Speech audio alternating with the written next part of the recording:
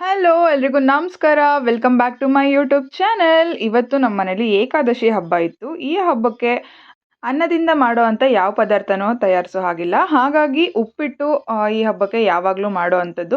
ಮತ್ತೆ ತಂಬಿಟ್ಟು ಸಹ ಮಾಡ್ತೀವಿ ನಾವು. ಮತ್ತು ಹಲಸಿನ ಹಣ್ಣು ಕೂಡ ಇರಬೇಕು ಇಲ್ಲಿ ದೇವರಿಗೆಲ್ಲ ನೈವೇದ್ಯ ಮಾಡೋದಕ್ಕೆ. ಇಲ್ಲಿ ನಾನು ಉಪ್ಪಿಟ್ಟನ್ನು ಫಸ್ಟ್ ಮಾಡ್ಕೊಳ್ತಾ ಇದ್ದೀನಿ. ತಂಬಿಟ್ಟು ನನಗೆ ಮಾಡೋದಕ್ಕೆ ಬರಲ್ಲ ಅಂತ ಅತ್ತೆ ನನಗೆ ತಂಬಿಟ್ಟು ಮಾಡೋದನ್ನು ಹೇಳ್ಕೊಟ್ರು. ಇಲ್ಲಿ ನಾನು ಉಪ್ಪಿಟ್ಟು ಮಾಡೋದಕ್ಕೆ ಟೊಮೆಟೊ, ಈರುಳ್ಳಿ, ಮೆಣಸಿನ್ಕಾಯಿ, ಕೊತ್ತಂಬರಿ ಸೊಪ್ಪು ಹಾಗೂ ಕರಿಬೇವಿನ ಸೊಪ್ಪು ತಗೊಳ್ತಾ ಇದ್ದೀನಿ.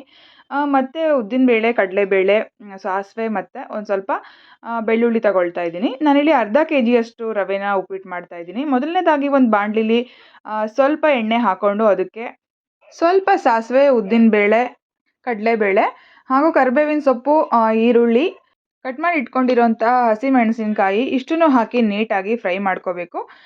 ಇಷ್ಟನ್ನು ಫ್ರೈ ಮಾಡಿಕೊಂಡು ಆನಿಯನ್ ಗೋಲ್ಡನ್ ಬ್ರೌನ್ ಕಲರ್ ಬರೋವರೆಗೂ ಫ್ರೈ ಮಾಡ್ಕೊಂಡಾದಮೇಲೆ ಇದಕ್ಕೆ ಕಟ್ ಮಾಡಿ ಇಟ್ಕೊಂಡಿರೋ ಅಂತಹ ಟೊಮ್ಯಾಟೊನ ಆ್ಯಡ್ ಮಾಡ್ಕೋಬೇಕು. ಈ ಟೈಮಲ್ಲಿ ಏಕಾದಶಿಯಲ್ಲಿ ಏನೂ ಅನ್ನ ತಿನ್ನೋ ಹಾಗಿರಲ್ಲ. ಬೆಳಗ್ಗೆಯಿಂದನೂ ಸಹ ಉಪವಾಸ ಇದ್ದು ಪೂಜೆ ಆಗೋವರೆಗೂ, ದೇವರಿಗೆ ನೈವೇದ್ಯ ಆಗೋವರೆಗೂ ಉಪವಾಸ ಇರಬೇಕಾಗುತ್ತೆ. ಉಪವಾಸ ಇದ್ದವರು ಇದನ್ನು ಉಪ್ಪಿಟ್ಟನ್ನು ಮಧ್ಯಾಹ್ನ ತಿನ್ನಬೇಕಾಗುತ್ತೆ. ಮತ್ತು ಫುಲ್ ಡೇ ಅನ್ನ ತಿನ್ನೋ ಹಾಗಿರಲ್ಲ. ಮಾರನೇ ದಿನ ಮಾತ್ರ ಅನ್ನ ತಿನ್ನಬೇಕು. ಆ ಥರ ಆಚರಣೆ ಇದೆ ನಮ್ಮ ಕಡೆ.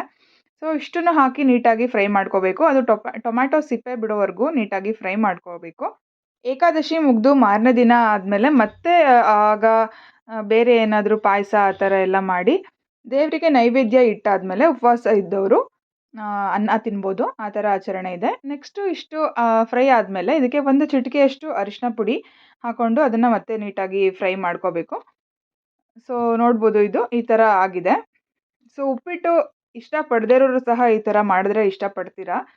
ಬನ್ಸಿ ರವೆ ನಾನು ಯೂಸ್ ಮಾಡ್ತಾ ಇರೋದಿಲ್ಲಿ, ಹಾಗಾಗಿ ಉಪ್ಪಿಟ್ಟು ಚೆನ್ನಾಗಿ ಬರುತ್ತೆ. ನೆಕ್ಸ್ಟು ಇಷ್ಟು ನೀಟಾಗಿ ಫ್ರೈ ಆದಮೇಲೆ ನಾವೆಷ್ಟು ಗ್ಲಾಸ್ ತಗೊಂಡಿರ್ತೀವೋ ರವೆನ ಅದರ ಡಬಲ್ ನೀರು ಆ್ಯಡ್ ಮಾಡ್ಕೋಬೇಕಾಗುತ್ತೆ. ಸೊ ಈ ನೀರು ಇಷ್ಟು ಕುದಿ ಬಂದಾದಮೇಲೆ ರುಚಿಗೆ ತಕ್ಕಷ್ಟನ್ನು ಉಪ್ಪನ್ನು ಆ್ಯಡ್ ಮಾಡಿ ಅದು ನೀಟಾಗಿ ಕುದಿಯೋದಕ್ಕೆ ಬಿಡಬೇಕು. ನೆಕ್ಸ್ಟು ನಾವು ಅಳತೆ ಮಾಡಿ ಇಟ್ಕೊಂಡಿರೋ ಅಂಥ ರವೆನ ಅಳತೆ ಮಾಡಿ ಇಟ್ಕೊಂಡಿರೋಂತಹ ರವೆನ ಆ್ಯಡ್ ಮಾಡಬೇಕು. ಫಸ್ಟು ಒಂದು ಸಲ ನೀಟಾಗಿ ಹುರ್ಕೊಳ್ಳೋದ್ರಿಂದ ಇದು ಚೆನ್ನಾಗಿ ಬರುತ್ತೆ ಉಪ್ಪಿಟ್ಟು. ಅಷ್ಟು ಹಾಕ್ಕೊಂಡು ಇದು ನೀಟಾಗಿ ಅದು ಬೇಯೋದಕ್ಕೆ ಬಿಡಬೇಕು. ನೋಡ್ಬೋದು, ಈಗ ಇದು ಚೆನ್ನಾಗಿ ಬೆಂದಿದೆ. ಉಪ್ಪಿಟ್ಟು ತುಂಬ ಟೇಸ್ಟಿಯಾಗಿ ಬಂದಿದೆ.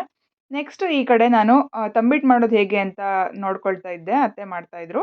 ಫಸ್ಟು ಇಲ್ಲಿ ಬೆಲ್ಲನ ಕಾಯೋಕೆ ಇಟ್ಕೋಬೇಕು. ಬೆಲ್ಲದ ಪಾಕ ರೆಡಿ ಮಾಡ್ಕೋಬೇಕು. ಈ ಬೆಲ್ಲದ ಪಾಕಕ್ಕೆ ನಾನಿಲ್ಲಿ ಅರ್ಧ ಲೀಟ್ರಷ್ಟು ನೀರಿಗೆ 3/4 ಕೆಜಿಯಷ್ಟು ಬೆಲ್ಲ ತಗೊಂಡಿರೋದು.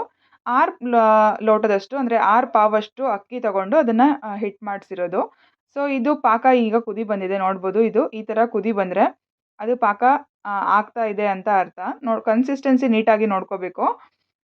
ತುಂಬ ತೆಳು ಆದ್ರೂ ಸಹ ಅದು ತಮಟ ಕಟ್ಟೋದಕ್ಕೆ ಬರಲ್ಲ, ಇಲ್ಲ ತುಂಬ ಗಟ್ಟಿ ಆದ್ರೂ ಸಹ ಅದು ನೀಟಾಗಿ ಬರಲ್ಲ. ನೋಡ್ಬೋದು, ಈ ಥರ ಟಚ್ ಮಾಡಿ ನೋಡಿದ್ರೆ ಅದು ಅಂಟಂಟಾಗಿರಬೇಕು, ಅಂಟು ಬಂದಿರಬೇಕು. ಆಗ ಪಾಕ ನೀಟಾಗಿ ರೆಡಿ ಇದೆ ಅಂತ ಅರ್ಥ. ಸೊ ಇಲ್ಲಿ ಕಡಲೆ ಬೀಜ, ಕಡಲೆ, ಎಳ್ಳು ಮತ್ತು ಕೊಬ್ಬರಿನ ಸಣ್ಣದಾಗಿ ಕಟ್ ಮಾಡ್ಕೊಂಡು ರೆಡಿ ಮಾಡಿ ಇಟ್ಕೊಂಡಿದ್ದೀವಿ. ಸೊ ಈ ಕಡಲೆ ಬೀಜನ ನೀಟಾಗಿ ಹುರ್ಕೊಂಡು ಸಿಪ್ಪೆ ಎಲ್ಲ ತೆಗೆದ್ಬಿಟ್ಟು ನೀಟಾಗಿ ರೆಡಿ ಮಾಡಿ ಇಟ್ಕೋಬೇಕು. ಇಲ್ಲಿ ಹಿಟ್ಟನ್ನು ನೀಟಾಗಿ ಹುರಿದು ಮನೇಲೇ ಅದನ್ನು ಮಿಲ್ಲಲ್ಲಿ ಹಿಟ್ಟು ಮಾಡಿಸ್ಕೊಬರ್ಬೋದು. ಅದನ್ನು ಮನೇಲೇ ಮಾಡ್ಕೋಬೇಕು ಅಂತ ಏನಿಲ್ಲ. ನೋಡ್ಬೋದು ಎಷ್ಟು ಸಣ್ಣದಾಗಿ ಹಿಟ್ಟಾಗಿದೆ ಅಂತ. ಈ ಥರ ಹಿಟ್ಟು ಮಾಡ್ಕೊಂಡಾದ್ಮೇಲೆ ಇದನ್ನು ಒಂದು ಪಾತ್ರೆಯಲ್ಲಿ ಹಾಕ್ಕೊಂಡು ಎಲ್ಲ ಇಂಗ್ರೀಡಿಯೆಂಟ್ಸ್ನು ಕಡಲೆ ಬೀಜ, ಕಡಲೆ, ಎಳ್ಳು, ಕೊಬ್ಬರಿ ಇಷ್ಟನ್ನು ಹಾಕ್ಕೊಂಡು ನೀಟಾಗಿ ಮಿಕ್ಸ್ ಮಾಡ್ಕೋಬೇಕು. ಈ ಐಟಮ್ಸ್ ಕೂಡ ಕೊಬ್ಬರಿ, ಕಡಲೆ ಬೀಜ ಇದೆಲ್ಲ ತುಂಬ ಜಾಸ್ತಿ ಆದ್ರೂ ಸಹ ತಮಟ ಎಲ್ಲ ನೀಟಾಗಿ ಕಟ್ಟೋದಕ್ಕೆ ಬರಲ್ಲ. ಒಂದು ಆವ್ರೇಜ್ ಆಗಿ ಹಾಕ್ಕೋಬೇಕು. ತುಂಬ ಕಮ್ಮಿ ಆದ್ರೂ ಸಹ ಅಷ್ಟು ಚೆನ್ನಾಗಿ ಅನಿಸಲ್ಲ. ತಿನ್ನಬೇಕಾದ್ರೆ ಅದೆಲ್ಲ ಸಿಗ್ತಾ ಇದ್ರೇ ಸ್ವಲ್ಪ ಟೇಸ್ಟ್ ಚೆನ್ನಾಗಿ ಅನಿಸುತ್ತೆ. ಸೊ ಇದನ್ನೆಲ್ಲ ಹಾಕಿ ನೀಟಾಗಿ ಮಿಕ್ಸ್ ಮಾಡ್ಕೋಬೇಕು ಒಂದು ದೊಡ್ಡದಾದ ಪಾತ್ರೆಯಲ್ಲಿ. ಈ ಏಕಾದಶಿ ಆಷಾಢ ಮಾಸದ ಶುಕ್ಲ ಪಕ್ಷದಲ್ಲಿ ಬರುತ್ತೆ. ಹಾಗಾಗಿ ಇದು ತುಂಬ ಶ್ರೇಷ್ಠವಾದ ಏಕಾದಶಿ ಅಂತ ಹೇಳ್ತಾರೆ. ಹಾಗೂ ಪ್ರಥಮ ಏಕಾದಶಿ, ಆಷಾಢ ಏಕಾದಶಿ ಅಥವಾ ಮಹಾ ಏಕಾದಶಿ ಅಂತಲೂ ಹೇಳ್ತಾರೆ. ಈ ಸಮಯದಲ್ಲಿ ಮಹಾವಿಷ್ಣು ಕ್ಷೀರ ಸಮುದ್ರಕ್ಕೆ ತೆರಳಿ ಅಲ್ಲಿ ಆದಿಶೇಷನ ಮೇಲೆ ವಿಶ್ರಾಂತಿ ಪಡಿತಾರೆ ಮುಂದಿನ 4 ತಿಂಗಳು ಅಂತ ಹೇಳ್ತಾರೆ. ಆ ಥರ ನಂಬಿಕೆ ಇದೆ.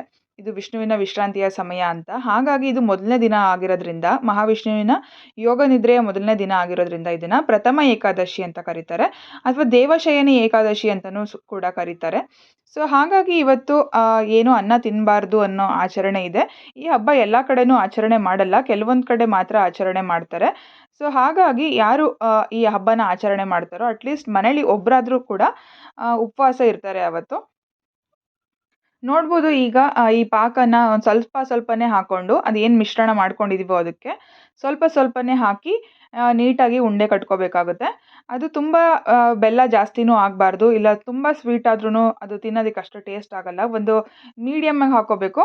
ಅದು ತುಂಬ ಬಿಸಿ ಬಿಸಿ ಇದ್ದಾಗಲೇ ಕಟ್ಕೊಂಡ್ರೆ ಅದು ಉಂಡೆ ಚೆನ್ನಾಗಿ ಬರುತ್ತೆ. ತಮಟ ಇದನ್ನು ಸಾಮಾನ್ಯವಾಗಿ ಮಹಾಶಿವರಾತ್ರಿ ಸಮಯದಲ್ಲಿ ಎಲ್ಲ ಕಡೆ ಮಾಡ್ತಾರೆ.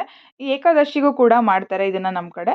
ಇದನ್ನು ತುಂಬ ಸಮಯದವರೆಗೂ ಕೂಡ ಇಟ್ಕೋಬೋದು. 1 ಮಂತ್ 2 ಮಂತ್ಸ್ ತನಕನೂ ಇಟ್ಕೊಂಡು ತಿನ್ಬೋದು. ಅದು ಎಲ್ಲ ಹುರಿದಿರೋ ಪದಾರ್ಥಗಳಿಂದ ಮಾಡೋದ್ರಿಂದ ತುಂಬ ಚೆನ್ನಾಗಿರುತ್ತೆ, ಏನೂ ಹಾಳಾಗಲ್ಲ. ಇದೆಲ್ಲ ರೆಡಿ ಮಾಡ್ಕೊಂಡಾದ್ಮೇಲೆ ನಾವು ದೇವ್ರಿಗೆ ನೈವೇದ್ಯ ಮಾಡಿಕೊಂಡು ಪೂಜೆ ಎಲ್ಲ ಮುಗಿಸ್ಕೊಂಡ್ವಿ. ಯಾರೆಲ್ಲ ಈ ಹಬ್ಬನ ಆಚರಣೆ ಮಾಡ್ತೀರಾ ಅಂತ ಕಮೆಂಟ್ ಹಾಕೋದನ್ನ ಮರಿಬೇಡಿ. ಈಗ ಪೂಜೆ ಎಲ್ಲ ಮುಗಿಸಿ ನಾವು ಮತ್ತೆ ವಾಪಸ್ ಹೊರಟ್ವಿ. ಈ ಬ್ಯುಸಿ ಲೈಫಲ್ಲಿ ಈ ಥರ ಆಗಾಗ ಹಬ್ಬಗಳನ್ನ ಆಚರಣೆ ಮಾಡೋದ್ರಿಂದ ಸ್ಪಿರಿಚುಯಲಿ, ಮೆಂಟಲಿ ಸ್ವಲ್ಪ ಸ್ಟ್ರೆಸ್ ಫ್ರೀ ಅನಿಸುತ್ತೆ.